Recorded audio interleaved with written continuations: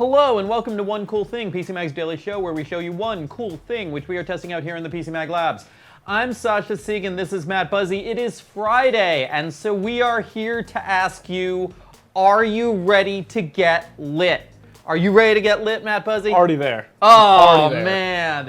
Yes, we are getting lit today in the PC Mag Labs with the Maingear F131, which I have to say that model number looks to me like something that you would type on a pocket calculator and turn it upside down and it would say like boob or something. but the Maingear F5i? Fi-bi. Yeah, the Fi-bi. Maingear Fibby. Fibby. Okay. This is an amazing $10,000 high-end, super powerful art piece of a desktop. Now, if you are watching us live on Facebook, please ask us questions, make comments. This is going to be a really interesting desktop to talk about. We have Social Pete here to handle the questions and comments. If you are watching us later on YouTube, then please like and subscribe this bright, colorful desktop, and we will have other cool things to deliver to you every weekday. So, Matt, where do we start with this thing? Where do we start, indeed? Why does it have a remote control? Because lights, Sasha. Really? Because lights. Okay. So, Pick a color. I mean, so the desktop, does it come with this remote it control? did come with the remote control. So this comes with a remote control, and as you can see, kind of one of the things going on here. Obviously, of all the the things going into the $10,000 price point, is these strips of LED lights that you could put in any desktop very easily. Let's start there, and we'll go from the outside in. We'll start with the lights here. I'm gonna change the lights around. Whoa, lights are changing. Boom, boom, boom. Any color you want. Any color. Any shape. Jump, fade, flash. Jump, fade. Whoa! Yeah, it's pretty intense. But once you strip away the 50 cents worth of LED lights in here, Sure. What kinds of components are going on inside this $10,000 desktop? What kind of components aren't going on inside this $10,000 desktop? That is the question. So the F131, as a model name, as a computer that Maingear sold, has been around for a bit. This is the new, built from the ground up, newly designed.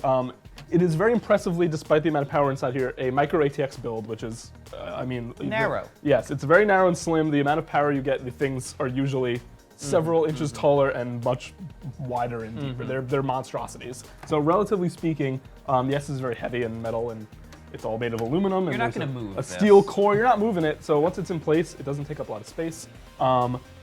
You can, of course, as you can see on our review, you can start it configured way down to like $1,700. But you don't do that. But I mean, come on. That's not what you're here for. That's not what you're here for. But No, yes, no. not every version of this, it feels important to say, is this is actually configured exactly at $9,857. So $9,857, what are the components that are making up that price as opposed to a $2,500 version? Sure. So there's two NVIDIA GTX 1080 Ti's because Well, that's your $3,000 right there. Don't leave home without it. Yeah. There is a 18-core Intel Core i9 processor. So you were talking about doing spreadsheets before. That would definitely get the job done. Yeah. There's some great G-Skill 32 gigs of LED RAM that's doing all sorts of color shifting, just to add some color to the color.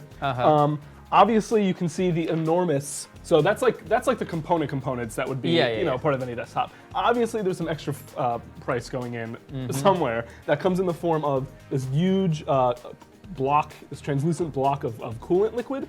There's another one mounted to the graphics card. There's one mounted on the CPU, and this is all metal tubing carrying the coolant fluid throughout an open loop system, coming back in, cooling off your parts. The heat's coming out the top. There's a radiator. Because this was all custom built to fit in this case exactly, this cooling system in this case, the radiator is special made to fit across the entire top for maximized cooling. So how many of these components can be overclocked here?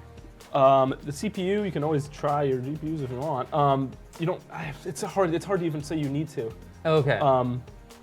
With that many cores, with that much power, it's kind of like, it'll be fine on its own. The cooling keeps it running super, it's really quiet, even when during our benchmark tests, despite all these parts and all the fancy things going on inside. It ran really quiet, didn't even hear the fans rev up.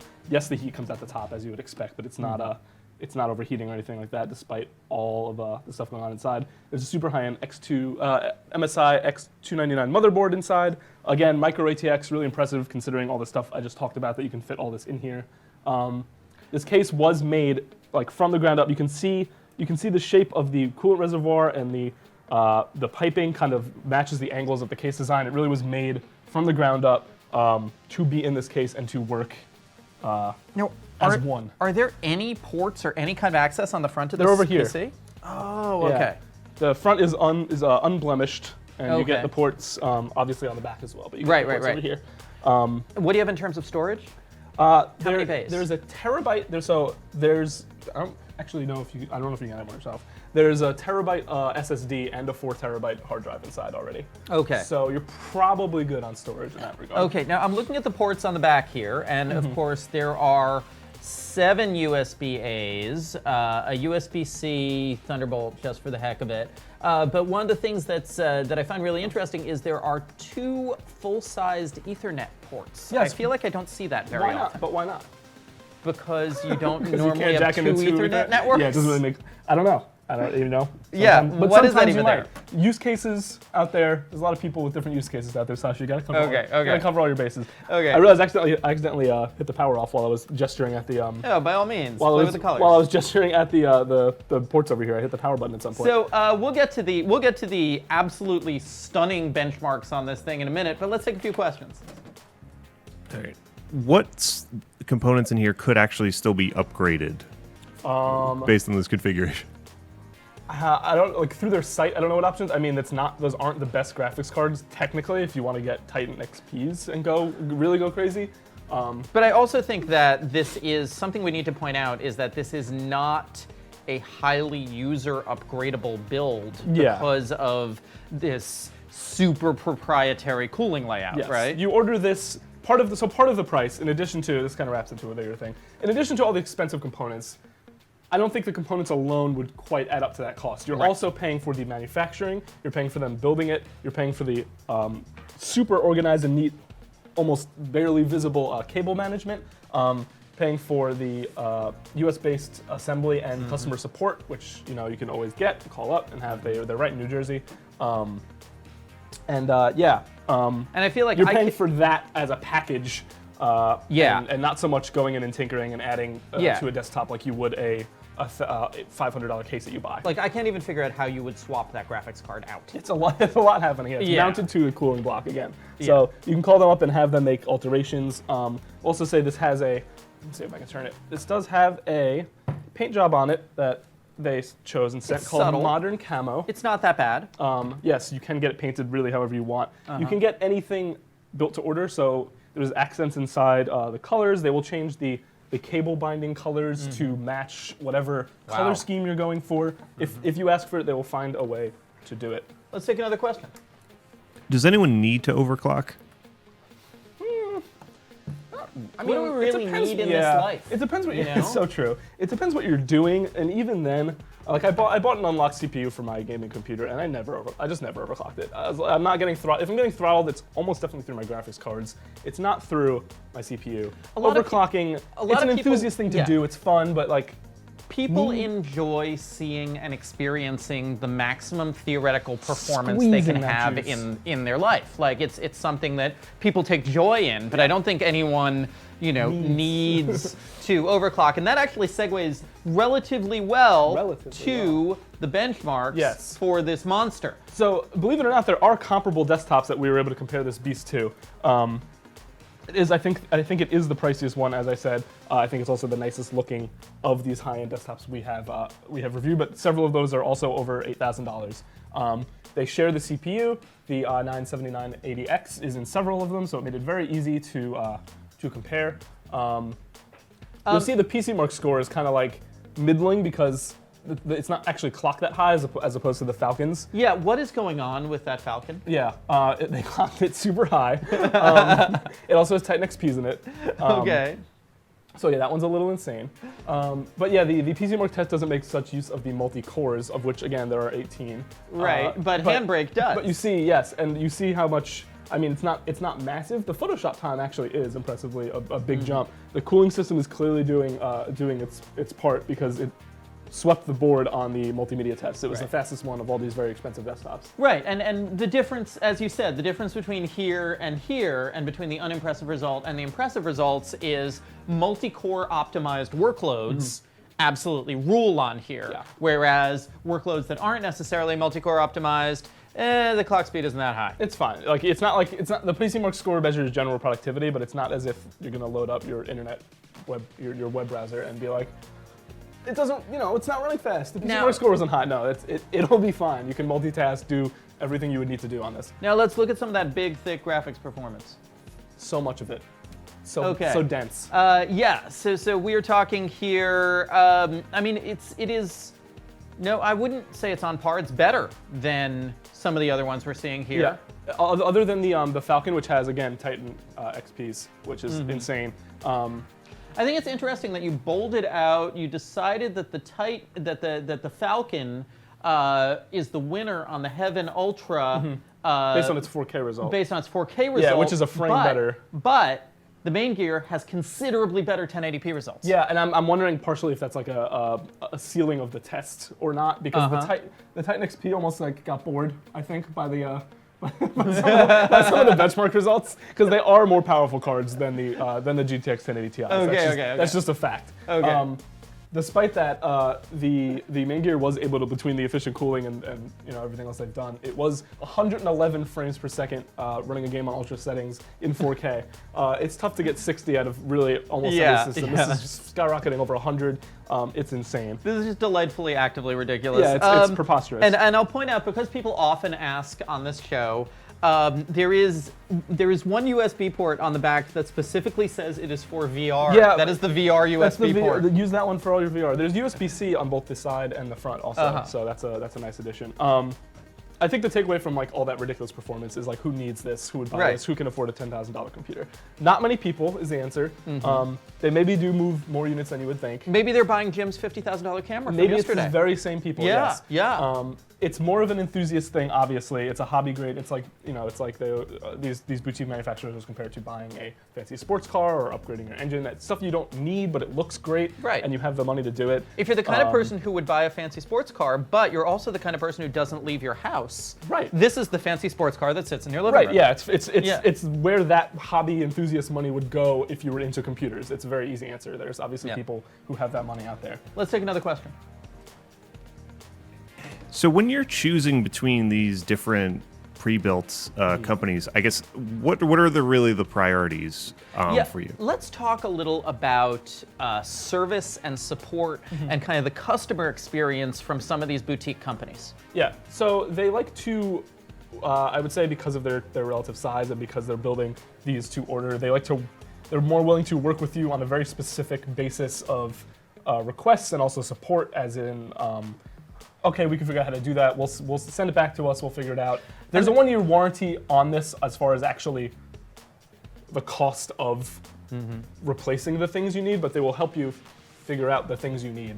And that's part of the and that's part of what you're paying for. That's part of the experience, is that they want to help you get an ideal computer for you that is not quite the computer anyone else on the face of the planet has. Yes, they're all very bespoke. I think that's the thing is, to that question, what you look for, what you prioritize, it's how specific can they get in meeting your needs, especially if you're going on the super high end of these ranges. Because you could build a much more modest $2,000 version of this with still very good parts and some nice aesthetic choices that aren't quite as insane as everything going on in here. If they can meet your requests for a paint job, a color scheme, specific layouts of hardware. I know like some people want things vertically oriented, horizontal, and some other manufacturers offer that. I think it's specificity and sort of the look, because the mass-produced stuff from bigger companies isn't always as eye-catching or frankly nice. Yeah, I mean we're doing this video streaming and production on a perfectly nice Lenovo gaming desktop over there that you can't see in the frame, but it is lovely. It is not unattractive. It is essentially boring. Yeah. Okay. Yeah. On this list, not to knock it, but I mean I give it a decent score. The Acer Predator Orion 9000. That's another very expensive desktop with just as nice parts. It's $8,000, so yes, it's less than this one. Again, you can configure this, so I wouldn't get too hung up about the exact pricing. Yeah. But the difference between like what you see going on in here and that, which is it's big, it's plastic, it's aggressive. They picked the design and the case, and it's very I forget, was the one that we've had around for ages, the blue coolant, is that Maingear? That was Maingear also. Okay, yes. okay, so they tend to stick out. I love those designs. They tend I love to stick them. out in your They're memory great. for that reason. Let's take another question.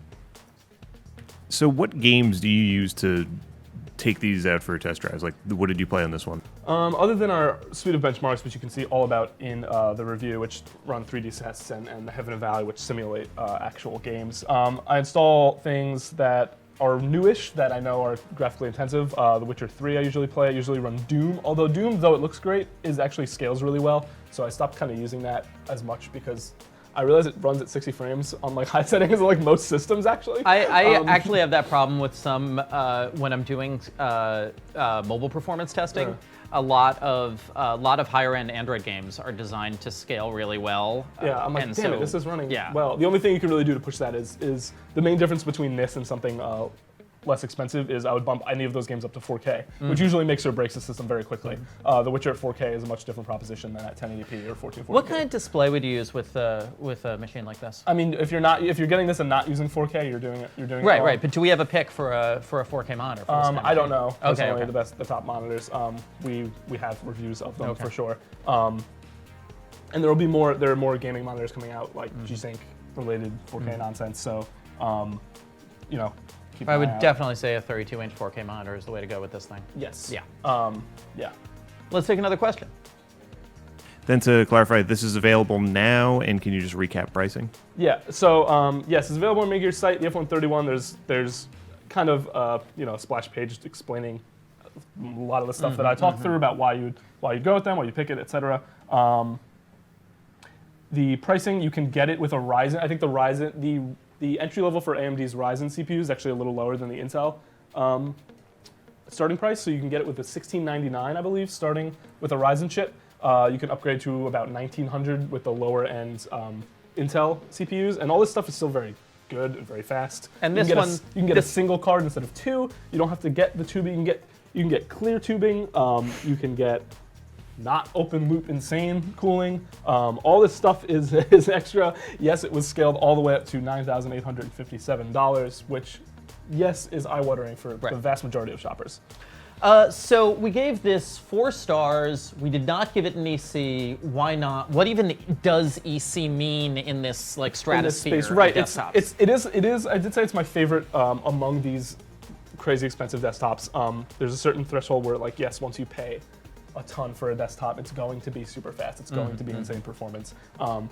It's also, I guess, if you were to say that I like it the most, based on design, that's super subjective. So some people might like the Origin Genesis's look more. Some people might like. So on a performance basis, if they're relatively close, this is a little better. It is also a little more expensive. So that makes sense.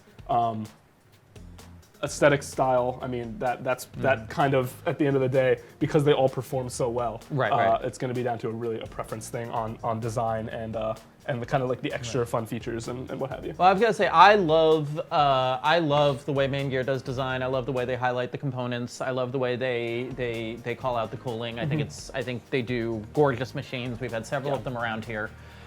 So yeah, if you have thousands and thousands of dollars to blow on a centerpiece desktop, this is a good way to blow it. Yeah, they are enthusiasts. They're very passionate about it, and even if you can DIY, I mean, you can't DIY this. They have in-house experts, engineers who can only do these sorts of things, and I'm sure there's maybe somebody out there watching. And in fact, every now and then you find a person in fact, who can do if you that, can DIY this, perhaps you should apply to Maingear for a job. Sure, they be may an want you to engineer. work there. Yeah. There's very few people who can do this sort of thing. A lot of times we get products on here that's like, why would I buy this? I can build it myself. I can build it cheaper. There's stuff you cannot do, or sorry, 99.99% of you cannot do. And that's kind of why you come to the specialist manufacturers for that. Great. Any more questions out there? No, we're good. Okay, so this is the Maingear F131. We gave it 4 stars. It is a nearly $10,000 super powerful, gorgeous desktop that comes with a remote control for its internal lighting.